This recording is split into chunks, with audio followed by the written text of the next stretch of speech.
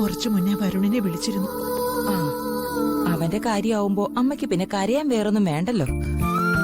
നമ്മള് കൈയെടുത്ത് കുമ്പിട്ട് തൊഴണം അവളെ, രാധിക മോളെ. വേറൊരാളായിരുന്നു വരുണിന്റെ ഭാര്യയുടെ സ്ഥാനത്തെങ്കിൽ നമ്മുടെ വരുൺ മോൻ ഇപ്പൊ സന്തോഷത്തോടെ ഇരിക്കുമായിരുന്നു.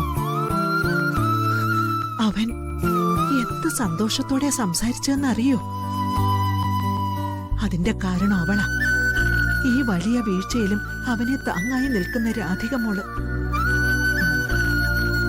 അവള് കൊടുക്കുന്ന ആത്മവിശ്വാസത്തിലാ വരുൺ ഇപ്പൊ മുന്നോട്ട് പോകുന്നത്. അത് ശരിയാ അമ്മേ. ഞാനും പരമേശ്വരേട്ടനും അത് തന്നെ എപ്പോഴും പറയുന്നേ.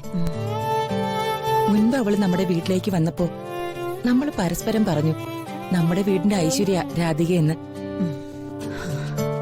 അതിന്റെ യഥാർത്ഥ അർത്ഥം ഇപ്പോഴാ അറിയുന്നത്. ഒന്ന് ആലോചിച്ചു നോക്ക്, ആരാ അവള്?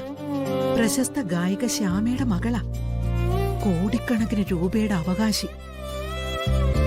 ഭാഗ്യം അവളുടെ കയ്യിൽ നിന്ന് തെന്നിത്തെറിച്ചു പോയെങ്കിലും ശ്യാമ എവിടെയുണ്ട്? ആ അമ്മയെ ഭഗവാൻ രാധിക മോളുടെ മുന്നിൽ എത്തിക്കും.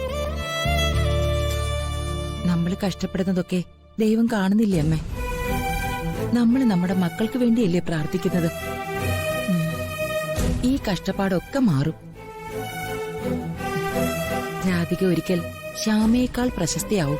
എത്ര കഷ്ടപ്പെട്ടാലും വരുൺ ഒരു സ്ഥാനത്ത് എത്തുകയും ചെയ്യും. എനിക്കതിൽ സംശയമൊന്നുമില്ല.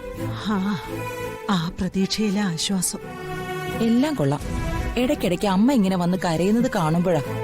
അതെന്റെ കാര്യം പോട്ടെ. പക്ഷെ പണിയെടുത്ത് നീ അങ്ങ് വല്ലാതായല്ലോ മോളെ.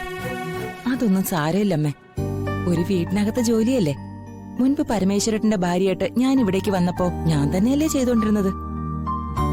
ആശ്വസിക്കുന്ന കാര്യങ്ങൾ നീ തന്നെ കണ്ടെത്തുക. പിന്നെ ഞാൻ എന്തു പറയാനാ? അമ്മ വന്ന് കിടക്ക്. ഇനി ഓരോന്നാലോചിച്ച് ഉറക്കം കളയണ്ട. വാ അമ്മേ വാ.